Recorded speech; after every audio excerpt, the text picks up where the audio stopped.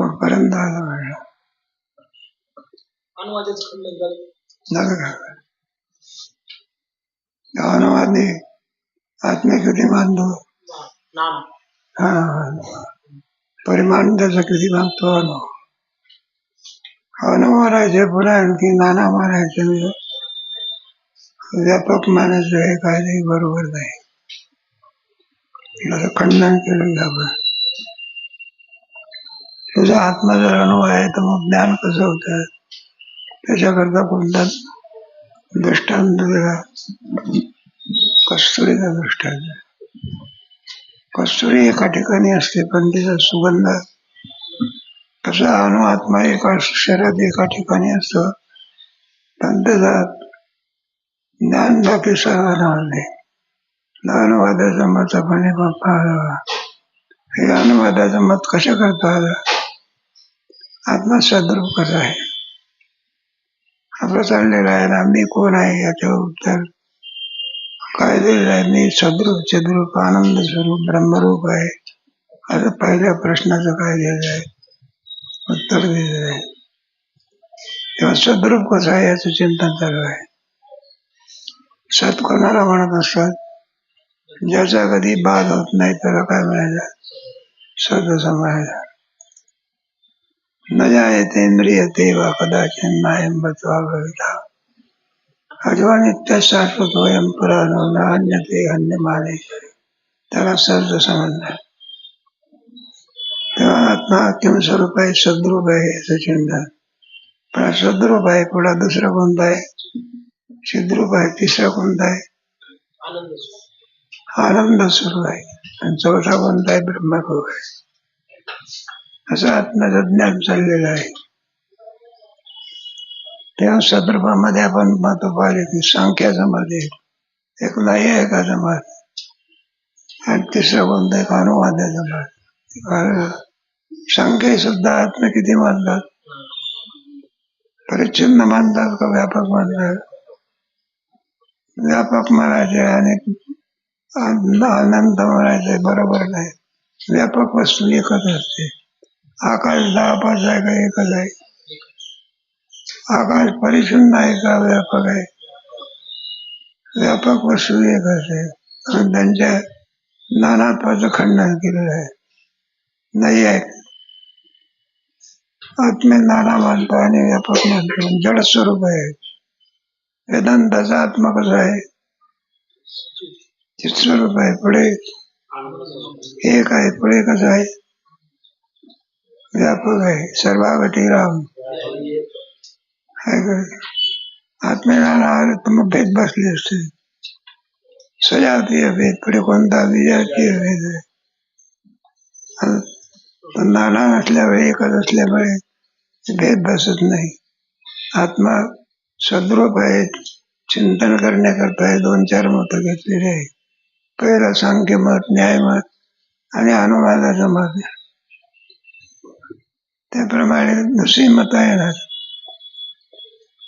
ज्याच्यात योग्याचं मत येऊन गेला कोणा मीमांसकाचं मत येणार प्रत्येक जण आत्मसत्वाचा विचार करतात पण योग्य निर्णय नाही डोळ्याने हत्ती पाहला आणि आंधळ्याने हत्ती पाहला दोघांच्या निर्णयामध्ये एक वाक्य आहे का भेद आहे हत्ती कोण पाहला आंधळे आणखी कोणी पाहला प्रत्येकाचा अनुभव कसा आहे आंधळ्याचा अनुभव चुकीचा आहे आणि डोळ्याचा अनुभव काय कारण तो डोळ्याचा काय आंधळा म्हणतात खांब्यासारखा हत्ती आहे खांब्यासारखा हत्ती आहे का काय एक दुसरा सुपासारखा आहे आणि डोळ्याच माणूस म्हणतो सुपासारखा नाही त्याप्रमाणे वेदांत शास्त्रामध्ये आत्मा एक आहे व्यापक आहे तो सद्रूप आहे आता कशाचा निर्णय करायचा आहे चिद्रूप आहे आत्मा किम स्वरूप आहे चिद म्हणजे ज्ञान नैयायिकाचा आत्मा चिद्रूप आहे का जड स्वरूप आहे?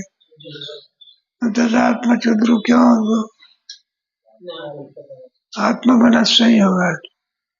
मनाचा संयोग झाला म्हणजे नैयायिकाचा आत्मा चिद्रूप होतो. एरवी तो किम स्वरूपात होतो, जड स्वरूप राहतो. चिद्रूप कशावरून आहे? चिद्रूप म्हणजे ज्ञान. ज्ञान स्वरूप आहे प्रत्येक माणसाला. बरं का, ज्ञान हे आहे ना, कारण ते ज्ञान आहे, ज्ञानाबरोबर क्रिया आहे. ज्ञान नसेल तर क्रिया होऊ शकत नाही.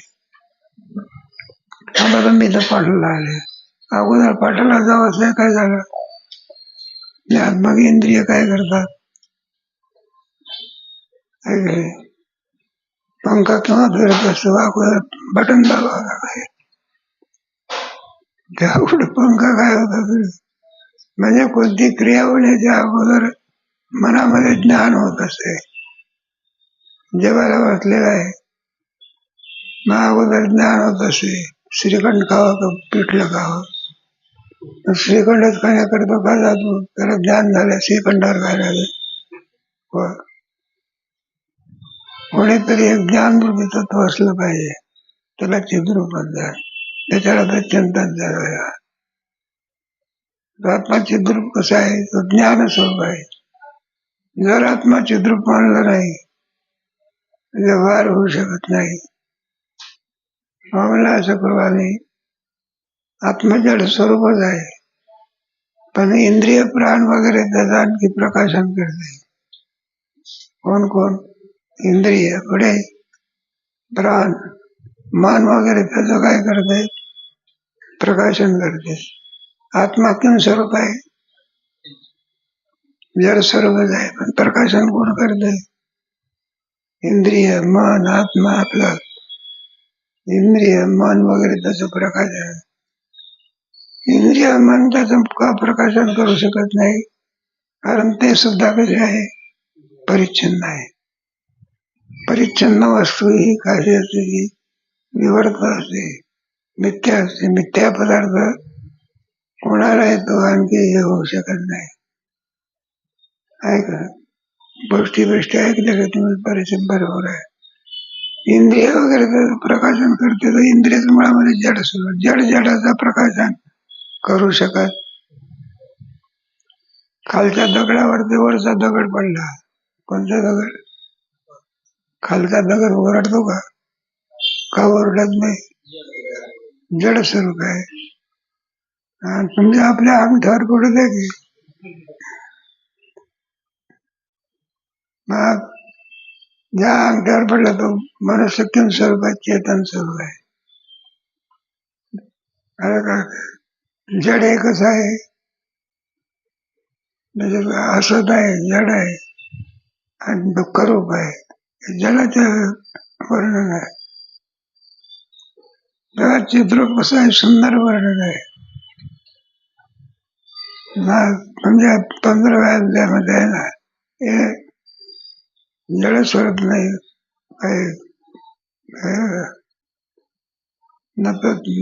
ममैवांशो जीवलोके मनःषष्ठानि शरीरं यदवाप्नोति यच्च गृहीत्वैतानि. तिथे श्लोक आहे.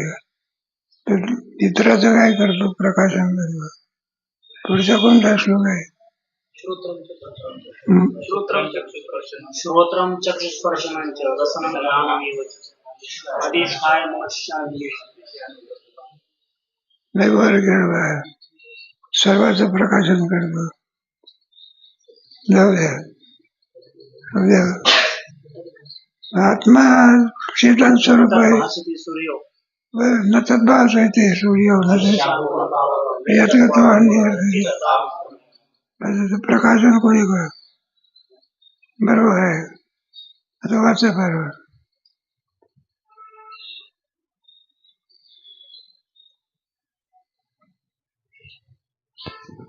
शिष्य: महाराज, बुद्धी तर जड आहे, मग तिच्या ठिकाणी धर्माधर्म कसे म्हणता येतील? जड पदार्थ मिथ्या असतो आणि मिथ्या पदार्थ कोणास आश्रय होत नाही हा सिद्धांत आहे. कुठं कल्चर आलं होतं का?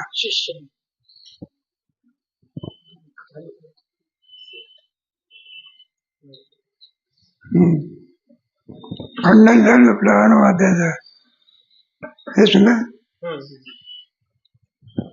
शिष्याची शंका, महाराज बुद्धी जर जड आहे मग तिच्या ठिकाणी धर्माधर्म कसे म्हणता येईल?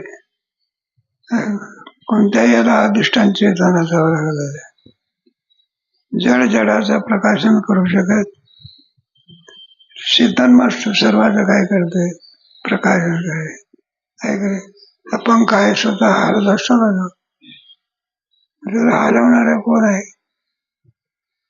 वीस काय केली पाहिजे, मानली पाहिजे. जडाला कुठं ज्ञान असते का? जड तुला चेतनच तो लागत असत. मला जडाच्या ठिकाणी तुम्ही जे धर्म सांगितले ते धर्म सांगता येणार नाही. बुद्धी जड आहे मग त्याच्या ठिकाणी धर्म म्हणता येईल. पदार्थ मिथ्या असतो, मिथ्या पदार्थ कोणास आश्रय होत नाही. मिथ्या पदार्थ म्हणजे खरोखरच असतो का प्रातिभाषिक असतो? तो कोणाला काय होऊ शकत नाही, आश्रय होऊ शकत नाही. मृगजळ दिसायला आहे पण त्याचं अस्तित्व काय होत नाही, दिसण्यापुरतं. जमीन कुठं मृगजळाने उडी होते का होत नाही. मृगजळ काय असत रूप आहे. पुढे वाचत जा. श्री गुरु, खरे आहे आत्म्याचे धर्म नाहीत एवढेच आम्हास सांगावयाचे आहे. बुद्धीचेच धर्म आहेत असे सांगण्याचा आमचा अभिप्राय नाही. सुखदुःखाधिक आत्म्याचे ठिकाणी अध्यस्थ आहेत. जे ज्याचे ठिकाणी अध्यस्थ असते ते त्याचे ठिकाणी रज्जू सर्पाप्रमाणे मिथ्या असते. आम्हाला काय सांगायचे आहे? हे सारे जे धर्म आहे धर्म कोणाचे नाही, आत्म्याचे नाही. मग आहे तरी कोणाचे? सारे बुद्धीचे धर्म आहे. आम्हाला सांगण्याचं खरं ते बुद्धीचे शुद्ध धर्म नाही. जड जडाला आश्रय घेऊ शकत नाही. पण निर्णय घ्यायचा आहे ना. निर्णय घ्यायचा असल्यानंतर सांगण्याचा अभिप्राय कोणाचा आहे ना? बुद्धीचे आहे असं म्हणायचं आहे. आणि धर्माधर्म जड, बुद्धी सुद्धा किंवा स्वरूप आहे जड. वेदांत शास्त्रामध्ये बुद्धी का चिरतो नाही का? बुद्धीचे प्रकाशन कोण करतो? आत्मचैतन्य करते. बुद्धी सुद्धा जड स्वरूप आहे. त्याच्या ठिकाणी जाणण्याची क्रिया कोणामुळे? आत्म्यामुळे. कारण ते कार्य आहे ना. बुद्धी काय आहे? सत्वगुणाचं काय आहे? तुम्हाला गेलं ना सृष्टीची प्रक्रिया सांगते. मन हे कशाचं कार्य आहे? रजोगुणाचं. बुद्धी हे कोणाचं कार्य आहे? सत्वगुणाचं. आणि सारे पदार्थ कोणाचं कार्य आहे? तमोगुणाचं. तीन प्रकारचे सांगितले झाले. सूक्ष्म सृष्टीमध्ये बुद्धी मन वगैरे असते आणि कोणत्या तुमच्या स्थूल सृष्टीमध्ये हे अज्ञानाचं कार्य आहे. तसे सगळं तमोगुणाचं कार्य आहे. सगळे जडस्वरूप आहे. आम्हाला काय सांगायचं आहे? आत्मस्वरूपाचे हे धर्म नाही एवढं सांगायचं आहे. मग आहे कोणाचे? तुम्हाला जायचे मानाचे असेल त्याला मारा. खेळ खेळता खेळता एका बाईचं पोरा काहीतरी भांड हरवलं. काय हरवलं? मग त्या बाईला वाटलं भांड कोणातरी पोराने काय झालं सोडून दिला. ती गेली ती म्हणायला लागली म्हणजे गंगूबाई तुमच्या मुलाने आमचं भांड काय आणलं? चोरून आणलं. तिने सांगितलं माझ्या मुलाने भांड चोरून आणलं नाही. म्हणले मग तुझ्या मुलाने जर भांड चोरून आलं म्हणलेलं चोरून तरी कोणा नेलं? ज्या अर्थी भांड नाही त्या अर्थी चोरून नेलं असलं तुमच्या मुलाने जर भांड सोडून दिलं नाही तर कोणाच्या पोराने तुम्हाला माहिती नाही, फक्त एकच माहिती आहे, काय माझ्या मुलाने दिलं, कोणी दिलं मला काय नाही माहिती. आम्हाला काय सांगायचे, सुख दुःख हे वगैरे आत्म्याचे धर्म नाही, कोणाचे धर्म नाही. मग कोणाचे आहे, तुम्हाला ज्याचे मानायचे असेल. आम्हाला एकच सांगायचं आहे, आत्म्याचे. मग कोणाचे मानाय, कोणाचे तरी काय केले पाहिजे, मानले पाहिजे का नाही. मग कोणाचे मानले, बुद्धीचे. वास्तविक बुद्धी सुद्धा बुद्धीचे सुद्धा नाही, कारण बुद्धी जड आणि धर्मही जड. जड जडाच्या आश्रयीत राहू शकत असंच आहे. त्याचप्रमाणे बुद्धी आणि सुखाधिक धर्म आत्म्याचे ठिकाणी अध्यस्त असल्यामुळे बुद्धी सुखादी धर्माचा आश्रय नाही, परंतु अध्यास परंपरेत प्रथम अज्ञान शुद्ध चैतन्याचे ठिकाणी अध्यस्त आहे आणि अज्ञानोपही चैतन्याचे ठिकाणी अंतःकरण अध्यस्त आहे. आणि अभ्यासवाद हे सगळ्याच्या सगळ्या चैतन्याच्या ठिकाणी नाही का, अज्ञाप आहे चैतन्य. सर्व धर्म हे अज्ञानाचे दावा लागत असतात. आत्मस्वरूपाच्या ठिकाणी कोणत्याही प्रकारे काही नाही, धर्म नाही. सूर्याच्या ठिकाणी कुठेतरी अंधार असतो का, किती दोन डाळात तरी मिळेल का. साखरेमध्ये कुठे खारटपणा असतो का, जो खारटपणा लागतो तो साखरेचा आहे का मिठाचा आहे. किती जरी घेऊ, तर आत्मस्वरूपाच्या ठिकाणी कोणत्याही प्रकारे धर्म नाही. पुढे आणि अंतःकरणोपहित चैतन्याचे ठिकाणी धर्माधर्म सुख दुःख बंध मोक्ष ही अध्यस्त आहेत. या रीतीने आत्म्याचे ठिकाणी धर्माधिकांच्या अधिष्ठानपणाची अंतःकरण उपाधी आहे, म्हणून अंतःकरणाचे धर्म आहेत असे सांगितले. आम्ही काय सांगायचं, मला अभ्यास परंपरा, एकावर एकाचा अभ्यास, एकावर एकाचा अभ्यास होत असतो. त्याला अभ्यासाची परंपरा. जगात हे वेदांत शास्त्रामध्ये सत्य नसून काय अभ्यास आहे. अध्यस्त म्हणजे मिथ्या. दोरीवरचा सर्प काय अध्यस्त आहे, वारुळातला सर्प तो सत आहे.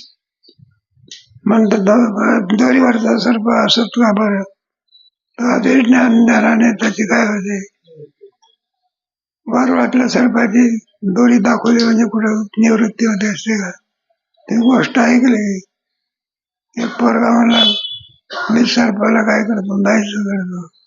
पण तो साप खोटा होता का सर्प खरा होता. म्हणला दोरी कशा करता पाहिजे, सर्प धरून बांधता का तुम्ही. म्हणला नाही, दोरीच्या ज्ञानाने सर्पाचा भाग होतो. किती दोरी दाखवली तर खऱ्या सर्पाचा वाद होतो का.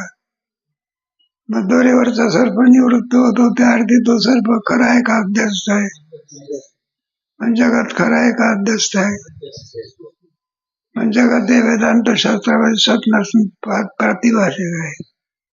दोरीवरचा सर्प कसा आहे तसं जगात हे सुद्धा कसं आहे. प्रातिभाषिक का म्हणजे त्याला भाषण इतके काय दिली, सत्ता दिली, किती भाषण इतकी, आणि त्याला प्रातिभाषिक म्हणायचा. व्यवहारिक पदार्थ ब्रह्मज्ञान झाल्याशिवाय निवृत्त होत नाही, मग त्याला व्यवहारिक सत्ता दिली. सत्य थोडी तरी सत्ता द्यावी. ज्या अर्थी नसून का असेना भासतो, त्या अर्थी त्याला थोडी सत्ता काय केली पाहिजे. अन्य पत्राला सत्ता आहे का, कारण का सत्ता तो भासतो कुठे. ज्या अर्थी भासते त्या अर्थी थोडी सत्ता द्यावी लागते. मला वेदांत शास्त्रामध्ये सर्वच्या सर्व सत्य नसून काय मग अध्यस्त आहे. अध्यस्त आहे म्हणजेच मिथ्या आहे. थोडी आता अंतःकरणोपहित आत्म्याचे ठिकाणी धर्माधर्म अध्यस्त न मानता अंतःकरण विशिष्टाच्या ठिकाणी मानले तर ते अयोग्य आहे. कारण विशेषण जे अंतःकरण ते कल्पित असल्यामुळे त्याचे ठिकाणी अधिष्ठानत्व संभवत नाही. आता अधिष्ठानाचा विचार,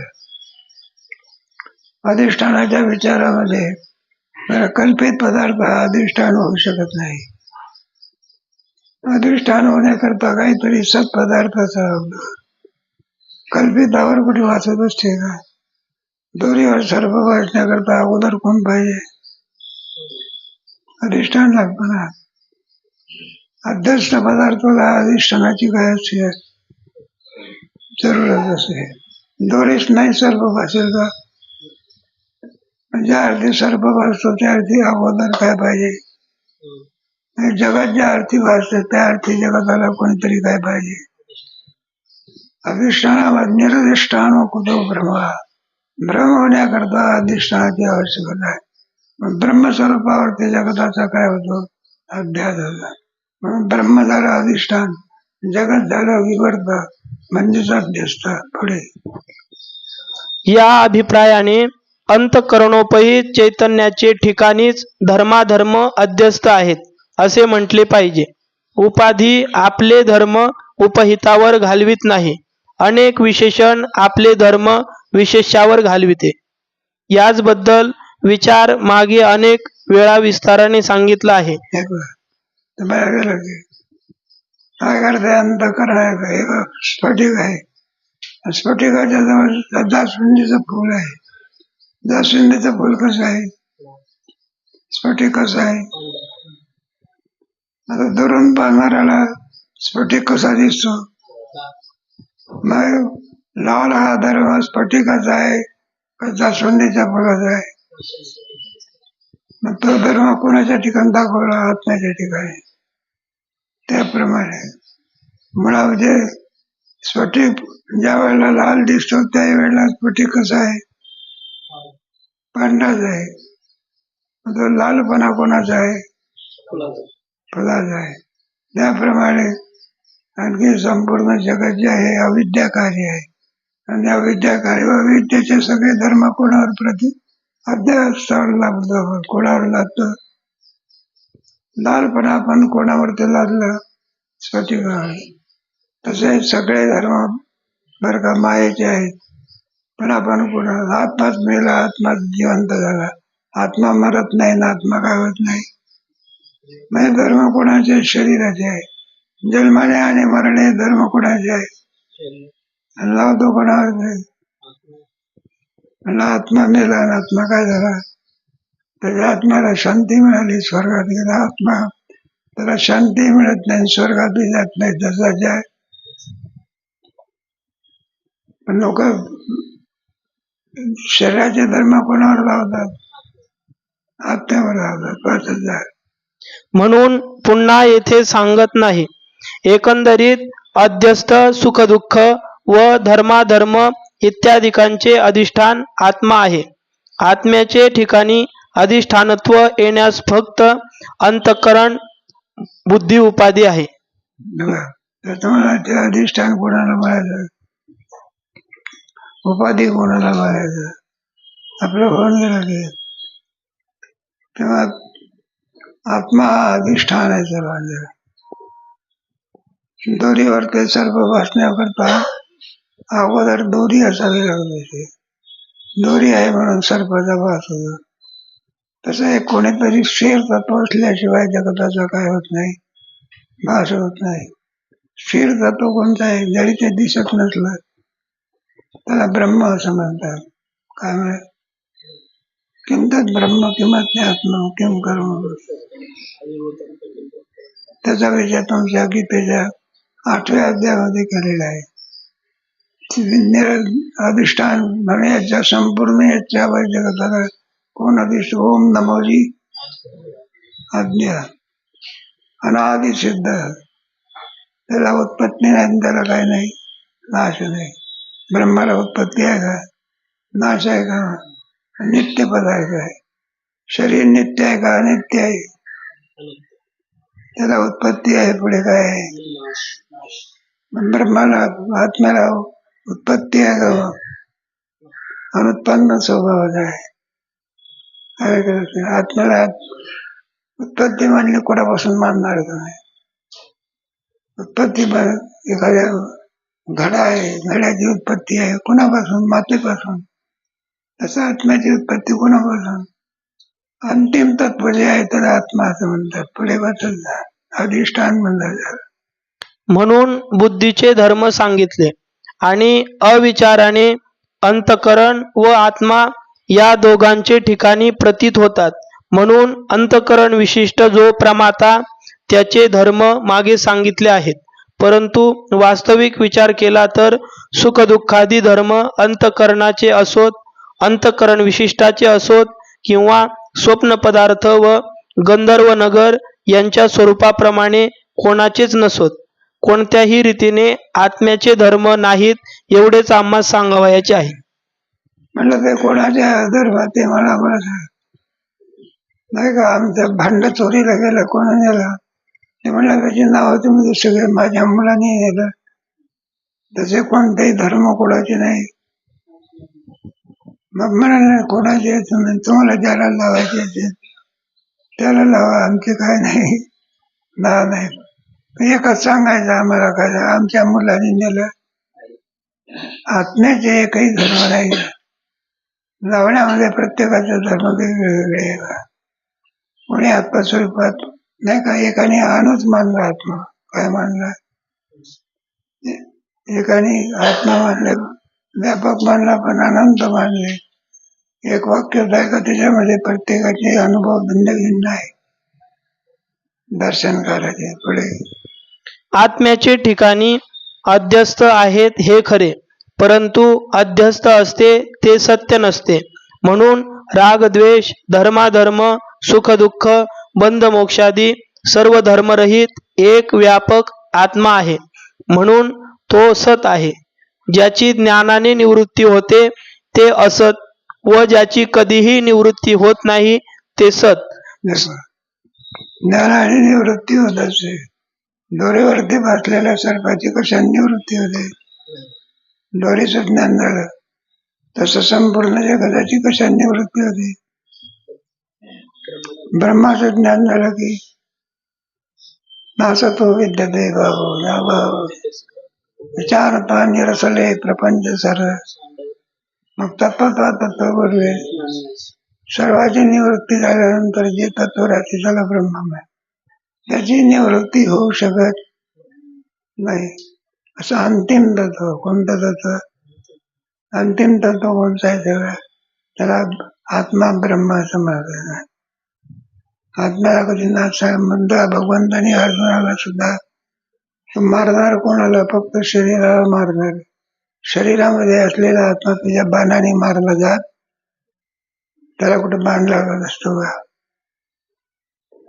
म्हणून तुला आहे ना त्याच्यामध्ये तुला सुंदर विवेक सांगितला. कारण अर्जुन कशा करता आला? युद्ध करण्याकरता. आणि युद्ध करण्याच्या ऐवजी खाली बसला आणि रडू लागला. अश्रुपूर्ण आकुलेशनम असं म्हटलंय. तंतसाया कृपया दृष्ट कृप अश्रुपूर्ण आकुलेशनम निशिदांतमिदं वाच्यं वाच काय ब्रह्मास्मकम अपमार्थ. आला कशा करताय? कुस्ती करण्याकरता गेले, 2 हात देत ठेवले. म्हणा तुझा गोदीचा मुलगा आहे, मग जाऊ तुझ्या जे काय कुस्ती करायची जाऊ दे. अगोदर ज्ञान असावं लागत असं. तुम्हाला दृष्टांत सांगितलं ते तुमचे सामुदायिक विवाह असत ना, जे सामुदायिक काय म्हणा मग हे विवाह पुढे आता मधला पडदा हे करणार. जावई बा म्हणायला लागला मला ही मुलगी काय नाही. केव्हा म्हणतो अक्षताला कुंडले, केव्हा म्हणतो काय म्हणतो मला हे मुलगी काय नाही. मुलीचा बाप काय आतापर्यंत काय आंधळा होता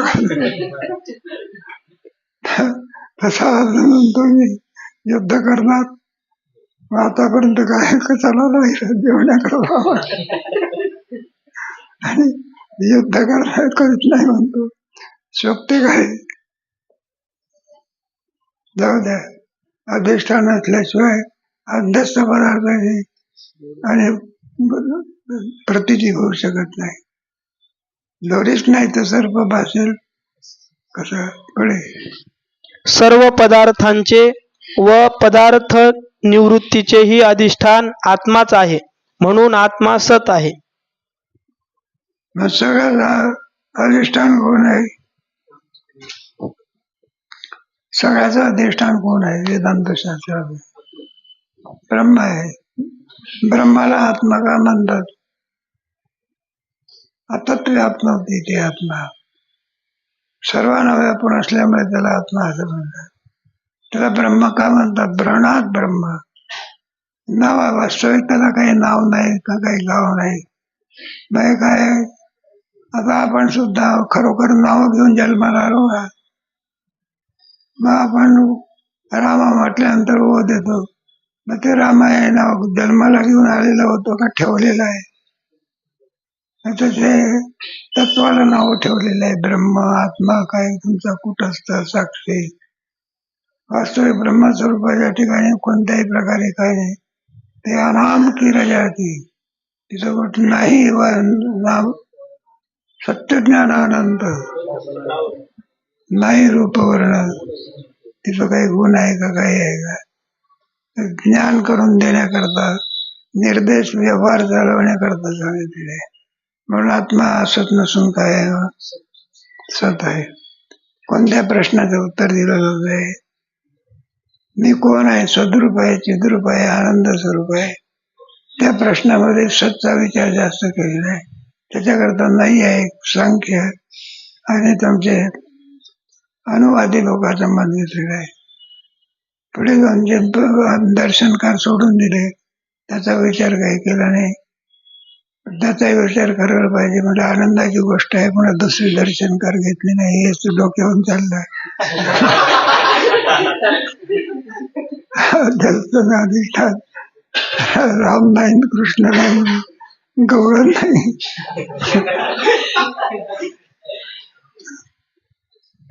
त्याचा विचार करणं काय? तत्वज्ञान म्हणतात, कोणतं ज्ञान म्हणतात? विचारसागर म्हणा, पंचदशी म्हणा, हे ग्रंथ कशाचे? तत्वज्ञानाचे. पुराण नाही, काही नाही. भागवत काय? पुराण आहे. रामायण काय? पण हे ग्रंथ तत्वाचा मी कोण आहे याचा काय करते? जगत म्हणजे काय? किम स्वरूप जगत आहे? असून जगत आहे का नसून जगत आहे? परिच्छिन्न आहे की व्यापक आहे? याचा विचार आणखी थोडक्यामध्ये केलेला आहे. वेदामध्ये तुम्हाला पाहिजे असते तर भरपूर आहे. आता हेच तर जड चाललं तो वेदातला. पुढे कोणता प्रश्न आहे वाचा. कोणी आत्म्याची निवृत्ती मानील तर आत्म्याचे निराळे अधिष्ठान सांगितले पाहिजे. कारण शून्यांचे ठिकाणी तर आत्म्याची निवृत्ती म्हणता येत नाही. दुसरा आत्मा अधिष्ठान मानावा लागेल. दुसऱ्या आत्म्यासही तिसरा आत्मा अधिष्ठान मानावा लागेल. त्या योगाने अनवस्था प्रसंग येईल. बरोबर. ज्याची निवृत्ती होत नाही त्याला काय म्हणतात? ज्याची काय होत नाही त्याला काय म्हणायचं? सत म्हणायचं. आणि एखाद्याने आत्म्याची काय मानली? निवृत्ती मानली. मग निवृत्ती मानली तर निवृत्ती कशात झाली हा प्रश्न आहे. हे पहा, गडा आहे, गडा फुटला, मग त्याचं रूपांतर कोणात झालं? मातीत झालं. मानावं लागेल का नाही? त्याप्रमाणे आत्म्याची निवृत्ती झाली ते दुसरा आत्मा काय करावं लागेल? शून्यात निवृत्ती होते का? अभावामध्ये कुठं घडा त्याची निवृत्ती होत असते का? मग कोणापासून निवृत्ती झाली पाहिजे? दुसरा आत्मा काय करावं लागेल? बरं, तुम्ही पुन्हा विचारणार दुसऱ्या आत्म्याची निवृत्ती कोणापासून झाली? म्हणजे तिसऱ्या आज्ञापासून. तिसऱ्या आज्ञाची मालिका संपेल का चालूच राहील? दशरथाचा बाप 11 वर्षाचा 11 वर्षाचा बाप. कुठेतरी अधिष्ठान काय करावं लागेल? म्हणून आत्म्याची निवृत्ती होत नाही. दुसरा आत्मा वेदांत शास्त्रामध्ये मानलेला म्हणून आत्मा किम स्वरूप आहे, सद्रूपच आहे हे सांगायचं आहे बरं. शिवाय आत्म्याची निवृत्ती मानणारास असे विचारावे की आत्मनिवृत्तीचा अनुभव कोणास आहे किंवा नाही. एक प्रश्न, आत्म्याची निवृत्ती मानता येत नाही, आत्मा सद्रूप आहे. आत्म्याची निवृत्ती होते असं मानणाऱ्याला विचारायचं. काय विचारायचं? आत्म्याची निवृत्ती तू पाहिली आहे का? मग काय झालं? आपणच आपलं मरण पाहू शकत नाही, आहे काय? दुसरा पाहू शकतो, काय प्रॉब्लेम? आणि जोपर्यंत दिसते त्यावरती तो मेलेला आहे का? नवनवी माझा हे पाहिलं मग तो जिवंत होता. मेलेला मनुष्य आपलं सुरक्षित पाहू शकत नाही. त्याप्रमाणे आत्म्याची निवृत्ती आत्माच निवृत्त करू शकत नाही, हेच वाक्य आहे. आहे म्हणेल तर आत्मनिवृत्तीचा अनुभव करणारा आत्माच त्याचे स्वरूप आहे. मग आत्मनिवृत्तीचा अनुभव केला असे म्हणणे आपल्या मस्तकछेदाचा अनुभव आपणास आहे या म्हणण्यासारखे अयुक्त आहे. बघा, आपला जर शिरच्छेद आपण पाहू शकत नाही, दुसऱ्याचा पाहू शकतो. कोणाचा? दुसऱ्याचा शिरच्छेद आपण काय करतो? स्वतःचा स्वतः पाहू शकत नाही. यावरून काय सिद्ध होत असे? आत्म्याची निवृत्ती होऊ शकते. आत्मनिवृत्तीचा अनुभव आत्माच पाहू शकत नाही. असं साखरेलाच गोड लागत नाही, भिन्न पदार्थाला काय लागते? साखर. कुठं साखरेला गोड लागते का? म्हणजे कोणाला लागते? आपल्या भिन्न पदार्थ. आपलाच अनुभव, आत्मा निवृत्तीचा अनुभव आपण स्वतः अनुभवू शकत नाही. आपलंच मरण आपल्याला कळतं. आपलं मरण कळते पण कोणाला? असं सांगतो का एखादा पेशंट म्हणला मी मेलो, मेलो तर बघतो कसं बोलतो तर कोणीतरी पेशंट डॉक्टरने तपासलं पाहिजे आपलं आणि सांगितलं याचं काय झालेलं आहे, निधन झालेलं आहे. चिठ्ठी लिहून ठेवली तिथं, हे निधन झाले. मग ते प्रेत असतं, ते प्रेत जास्त वेळ ठेवता येत नाही. ते नेण्याकरता स्ट्रेचर घेऊन काय येतात कामगार लोक. मग त्याला न्यायला लागले. म्हटलं का मला कुठे नेता तुम्ही? डॉक्टरने सांगितलं मला प्रेतगृहामध्ये न्याय. म्हटलं कशावरून? डॉक्टरने सांगितलं तुम्ही मेले म्हणून. पेशंट सांगतो मी, डॉक्टरने सांगितलंय तुम्ही काय झाले आणि तुम्ही काही जास्त शहाणे आहे.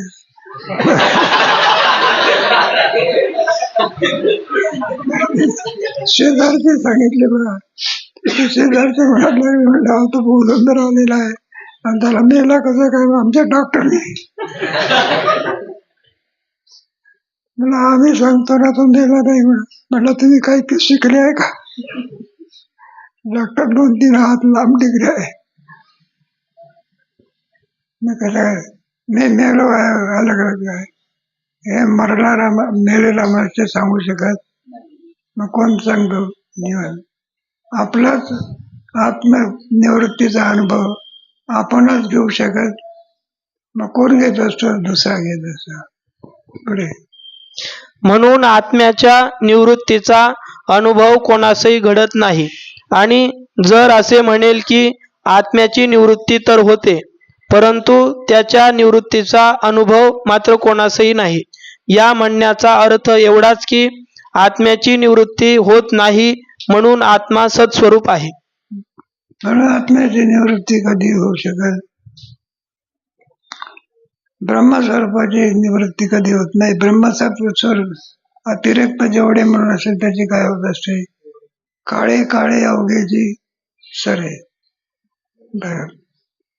आहे त्या परिस्थितीमध्ये राहत असते की जगतामध्ये असते, जायते, वर्धते, परिणामते. सर्वांची प्रलयामध्ये कुठं आहे? आकाश आहे का वायू आहे का अग्नी आहे? प्रलय काल असतो, मुख्य प्रलय काल, दैनंदिन प्रलय काल आहे ना. सर्व पदार्थाचा आपल्या कारणामध्ये लय होऊन जात असतात. मग त्याची निवृत्ती होत असते. पुन्हा दुसरी सृष्टी काय होते? निर्माण. सगळ्या जीवाचं प्रारब्ध कर्म एक झालं म्हणजे प्रलय होतो आणि पुढे मग पुन्हा दुसरी सृष्टी ब्रह्मदेव काय करतो? निर्माण करतो. निर्माण करतो. त्या सृष्टीमध्ये चार असते तर काय चार हे असते ना त्याच्याकडे.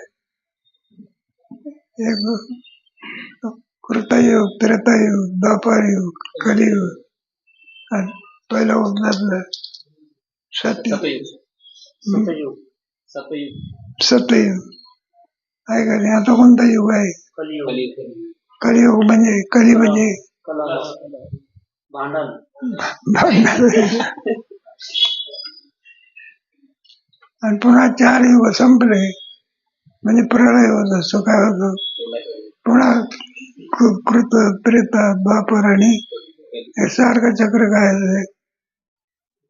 आता कोणता पाद आहे कोणाच माहिती कलियुगाचा आहे. अर्ध कलियुग संपलं म्हणतात, अर्ध कलियुग. सतयुग आणि कृतयुगाला काय कलियुगामध्ये काय फरक आहे? त्या कृतयुगामध्ये एका शेतकरी होता. शेतकरी ते शेत नांगरत सपाट नांगरत त्याला रत्नाचा काय भेटला? हंडा. त्याने पाहिलं आपलं शेत जरी असलं तरी पण हंडा आपला नाही कोणाचा जरी असला तर राजाकडे घेऊन गेला. म्हणलं राजेसाहेब असं सांगितलं हंडा सापड. राजा म्हणला माझा काय संबंध आहे? ज्याचा असेल त्याने काय करावं? घेऊन जावा. राजाने घेतलं नाही. शेतमालकाने काय केलं नाही? घेतलं नाही. म्हणलं ज्याचा असेल त्याने घेऊन जावं. बरं काय याच्यावरती आपला चौपायऱ्यावर त्याचा ठेवला आणि त्याच्यावर लिहिलं ज्याचा हंडा असेल त्याने सोन्याचा हंडा काय करावं? सकाळच्या प्राणी पाहते हंडा जसाच्या कोणीच नेला नाही बा. हंडा जसाचा. राजाही घेत नाही, प्रजाही घेत नाही, मालकही घेत नाही. त्या हंड्याला कोणीच शिवत नाही. कोणता युग? सतयुग. आता जर हंडा ठेवला असेल मारामारी झाली. हे कोणता युग आहे? कलियुग. कलियुग आहे. मग चोरी नावाचा धर्म नव्हता. कोणता? नाही का? चोर नावाची वस्तूच काय मिळत नव्हती. आता कोणतं आहे? ज्याचं नाव कोणतं युग आहे? कलियुग. कलियुग म्हणजे भांडणाचं युग. केंद्रातही भांडण, कुठेही भांडण. जाऊ दे आपला दृष्टांत पुढे झालं का? आता कोणता प्रकार आहे? आत्मचित स्वरूप. आत्माचे स्वरूप आहे. त्याचा विचार कधी? श्री गुरु चरण सरोज रज